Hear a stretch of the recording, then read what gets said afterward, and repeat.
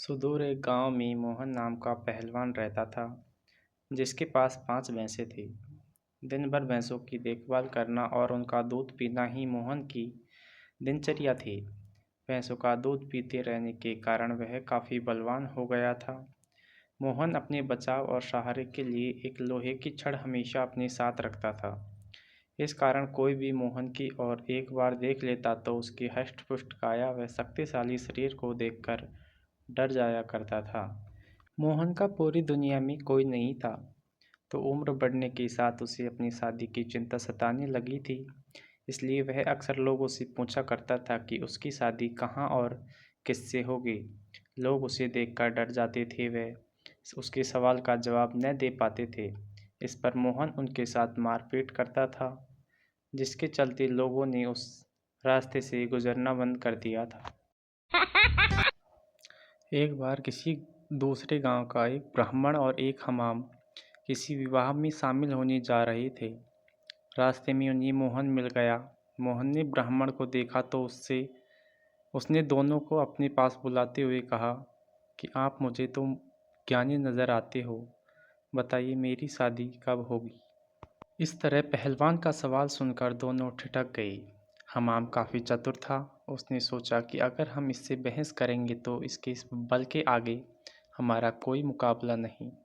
हमाम को एक तरकीब सूझी और उसमें उसने दूर एक ताड़ के पेड़ की ओर उंगली से इशारा करते हुए कहा कि आपकी शादी वहीं होगी। हमाम की बात सुनकर मोहन फूला नहीं समाया और प्रसन्न होकर अपनी 5 भैंसें दोनों को दान में दे दी और ताड़ के पेड़ की दिशा में चल पड़ा। उस ताड़ के पेड़ के पास एक महिला अपने पति व एक बच्चे के साथ रहती थी। उसका पति बड़ा ही धूर्त व आलसी किस्म का इंसान था। उसे बात बात पर झूठ बोलने की आदत थी। इस वजह से वह महिला अपने पति से बेहद परेशान थी। काफ़ी दूर तक पैदल चलने के बाद जब मोहन ताड़ के पेड़ के पास पहुंचा तो वह औरत घर के बाहर निकली। घर के आंगन में प्रवेश करते ही मोहन लड़खड़ा कर गिर गया।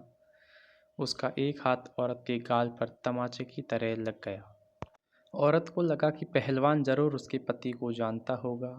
अपने एक हाथ से गाल मलते हुए औरत ने पहलवान को अतिथि कक्ष में बैठने के लिए कहा और उसे जलपान कराने लगी।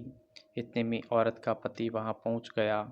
एक पराई मर्द के साथ अपनी पत्नी को देखकर वह गुस्से से मोहन की ओर इशारा कर पत्नी से पूछने लगा कि यह शख्स कौन है। औरत ने डरते हुए कहा कि उसे लगा कि वह परिचित है, इसलिए उसने उसे भीतर आने दी। अपनी पत्नी की बात सुनकर वह शख्स और भी क्रोधित हो गया और लड़ने के लिए मोहन की ओर झपटा। शख्स को रोकने के लिए मोहन ने अपनी लोहे की छड़ उसके सिर पर रख दी, जिससे वह आदमी वहीं मर गया। यह सब दृश्य देखकर उसकी पत्नी रोने लगी।